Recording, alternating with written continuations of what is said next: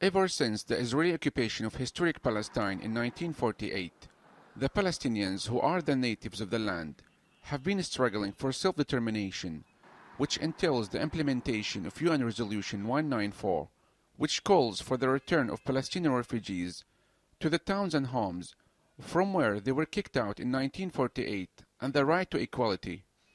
For decades, efforts to bring about a two-state solution in historic Palestine have failed to provide justice and peace for the Palestinians.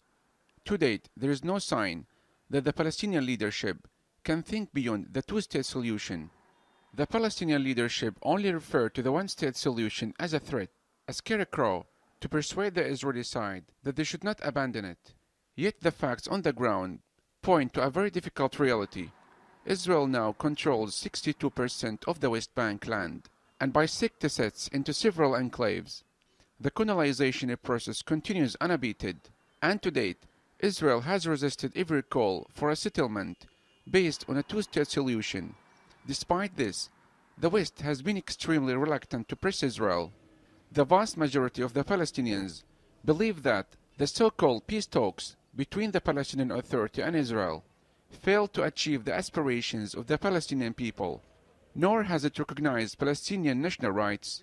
In light of the failure of the so-called peace process and the absence of any solution that brings about any just solution to the occupation of Palestine, the idea of a democratic secular state on the historic land of Palestine has resurfaced. There are now growing voices among Palestinians calling for a democratic secular state, elaborating that Israel does not have a defined borders or a constitution. I think with the death of the two-state solution, there is a de facto one state on the historic land of Palestine.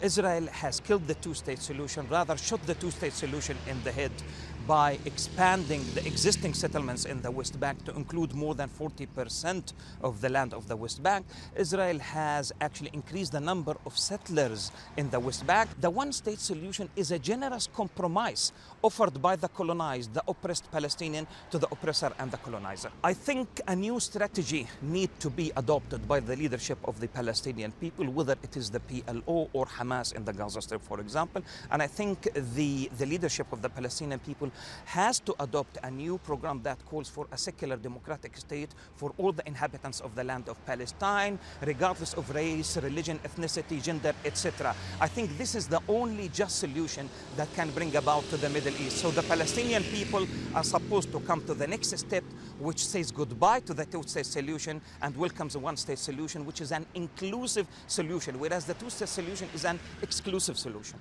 Some Palestinians oppose the two-state solution, describing it as a racist solution, explaining that it is based on ethno-religious identities and it separates people based on their religion and their ethnicity. Two-state solution is sort of a settlement, but one-state solution is a solution, a proper solution for everybody. This is because this is a human, democratic, legal, rightful, and this is going to be a panacea for the Palestine problem. That is to say, it's going to be a solution, the best solution, the solution for the problem where all Palestinians, whether they are Arabs, Jews, Christians, Muslims, of different shapes, spectrums, religions, ethnic background, they can live in peace and harmony and democracy in one state with equal rights. I think the one-state solution can be achieved on the ground, but this option needs to be studied and discussed nationally among all Palestinians and among all regional Arab states. We call for this solution a democratic, secular state for all its citizens. But I think the two-state solution has reached a deadlock and did not achieve any breakthrough and has no horizon in the future. Israel is a terrorist state based on racism, so we need to adapt to a new strategy to achieve this goal. The two-state solution is the current choice at this stage. The United Nations has recognized Palestine, therefore we need to embody this recognition on the ground. In light of the stumble of peace talks and the Israeli stance to end the two-state solution, the Palestinian leadership and the Palestinian people are seeking to embed their existence, especially in the West Bank. Despite the fact that Israelis see a one-state solution as a demographic threat that would overturn the prevailing Jewish majority within Israel, very few voices from Israel believe in the one-state solution. Most Jewish people never supported Israel and never came to Israel. Even after the Nazi Holocaust, most Jewish people chose not to go to Israel, because why go from one racist state to another racist state? Israel has always been a racist state. It's always had racist laws.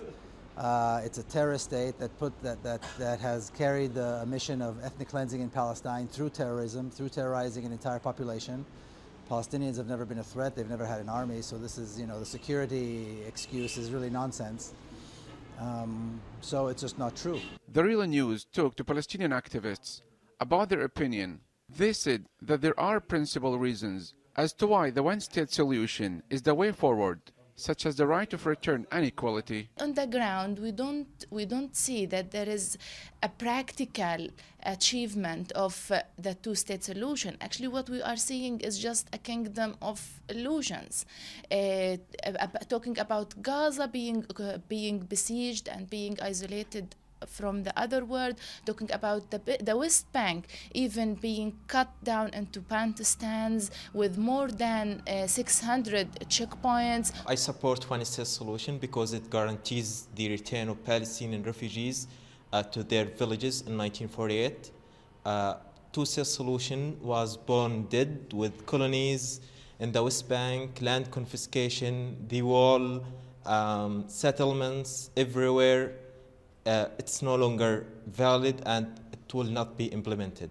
Many here say that the international efforts to implement a two-state solution cannot conceal the fact that a Palestinian state is not viable and that Palestinian and Israeli Jewish independence in separate states cannot resolve fundamental injustices, the acknowledgement and redress which are at the core of any just solution.